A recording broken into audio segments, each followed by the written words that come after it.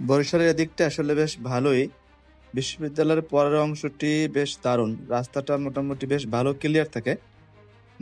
Bike drive করে এখানে আপনি বেশ স্বাচ্ছন্দ্য ফিল করতে পারবেন, বিশেষ করে হচ্ছে বরিশাল ভার্সিটির আগে যে দপদপিয়া যে ব্রিজটি আছে, এটা আসলে একদম মনোরম পরিবেশ।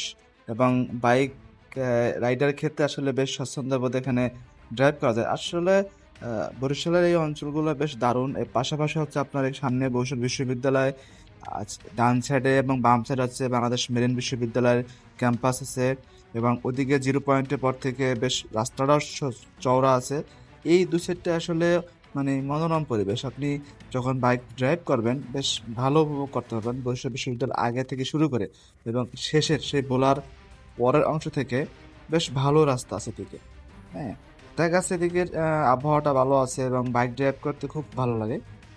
যাই হোক, বরিশালের মোটামুটি এদিকে আসলে মানে তেমন যানজট থাকে না এবং যানজটের কোনো নামাংশ এখানে নেই।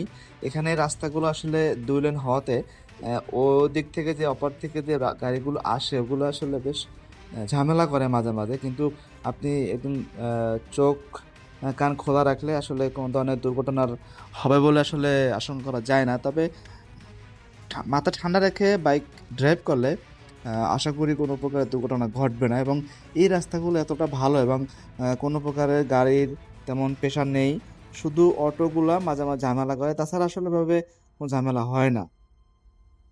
বেশ কিছু বছর আগে এই আহ, ঢাকা কুয়াকাটা বরিশাল লেনের রাস্তাটিতে একটি বাস একটি সিএনজি কে মর্মান্তিকভাবে দুর্ঘটনার শিকার হয়েছিল। সেখানে আসলে প্রায় অনেকগুলো লোক মারা গিয়েছিল এই জিরো পয়েন্টের মানে দপদপের সেই কুয়াকাটার আসার আগে থেকে জিরো পয়েন্ট এখানে আসলে ব্রিজে ওঠার আগে একটি অ্যাক্সিডেন্ট ঘটছিল ওই যে পাম্পের ওখানে। আসলে মর্মান্তিক দুর্ঘটনা হয়েছিল ওখানে। তবে সেটি বেশ পুরনো, অনেক আগে হয়েছিল। রিসেন্টলি কোনো আসলে অ্যাক্সিডেন্ট হয়নি এখানে। যাই হোক, এখানে ওইখানে অ্যাক্সিডেন্টটি কিন্তু খুবই মানে বেদনাদায়ক ছিল। বহুত লোক হতাহত হয়েছে এবং 5 থেকে 7 জন লোক নিহত হয়েছেন। একদম সিএনজিটা আসলে দুমড়ে মুচড়ে গেছে। একটি বাস আসলে রং সাইডে ঢুকে একদম ওই সিএনজি কে দুমড়ে মুচড়ে দিয়েছিল। এই রোডটা আসলে এতটা ফ্রি থাকার কারণে মানুষ স্পিডের লিমিটটা যেহেতু এখানে নাই, তো ম্যাক্সিমাম গাড়ির একটু স্পিডটা ওভার থাকে। স্পিড ওভার থাকার কারণে কি হয় আসলে যে আহ, অনেক সময় সিএনজি 3 চাকার গুলো আসলে কন্ট্রোল থাকে না। আর বাসও অনেক সময় হাই স্পিডে এখানে ড্রাইভ করে। সব ব্যাপার সবকিছুতে আসলে একটু এলোমেলো থাকে। যে ওই অ্যাক্সিডেন্টটা হওয়ার পর থেকে আসলে আমার মনে হয় না পরবর্তীতে এ ধরনের কোনো দুর্ঘটনা ঘটছে।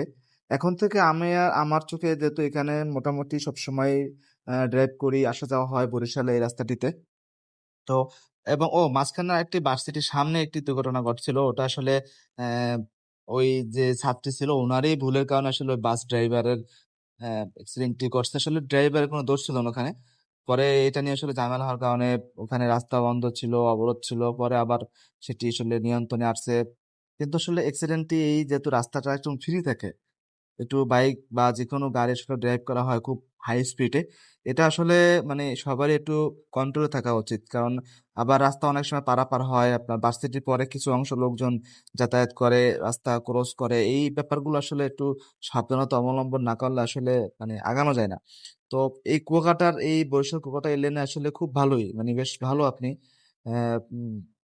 জ্যামহীন আসলে রাস্তা থাকে।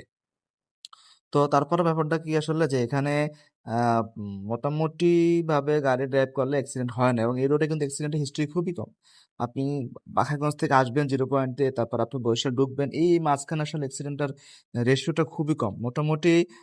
আমি দেখা মতো এখন পর্যন্ত ওই ভার্সিটির সামনে এবং হচ্ছে ওই নর্থ সিটি জিরো পয়েন্টে অ্যাক্সিডেন্ট ব্যতীত তেমন কোনো আসলে অ্যাক্সিডেন্ট এখানে হয়নি। আর যেহেতু একটু মোটামুটি রাস্তাটা ক্লিয়ার থাকে, বাসের পরিমাণটা বেশি এবং বাসও খুব, যেহেতু হাইওয়ে এবং এটা হচ্ছে বরিশাল কুয়াকাটা লেনের যে হাইওয়েটা, এটা একটাই হাইওয়ে। এটা আসলে একটু মোটামুটি সাবধানতা অবলম্বন না করলে আসলে বিপদ ঘটতে পারে। যাই হোক, এখানে আসলে স্পিড লিমিট দেওয়া আছে 30, কিন্তু 30 আসলে কেউ মানে না। ভার্সিটি যেহেতু এটা ভার্সিটির সামনে, তো এখানে সবার একটু গাড়ি স্লো করা উচিত। এই এক্সিডেন্ট করার পর থেকে এখানে আসলে অনেকগুলা আহ আইল্যান্ড দেওয়া হয়েছে যেগুলো আসলে মানে মানুষ, এবং প্রত্যেকটা মানুষ খুব সুন্দরভাবে ড্রাইভ করে এখানে। এটি হচ্ছে আপনার বরিশাল স্টেডিয়ামের সামনের অংশ। এখানে বেশ ফ্রি থাকে রাস্তাটি। আবার সামনে হচ্ছে বাংলাদেশের দক্ষিণবঙ্গের আ স অনেক বড় হাসপাতাল, শেরেবাংলা মেডিকেল কলেজ হাসপাতাল। এখানে ভিড় থাকে।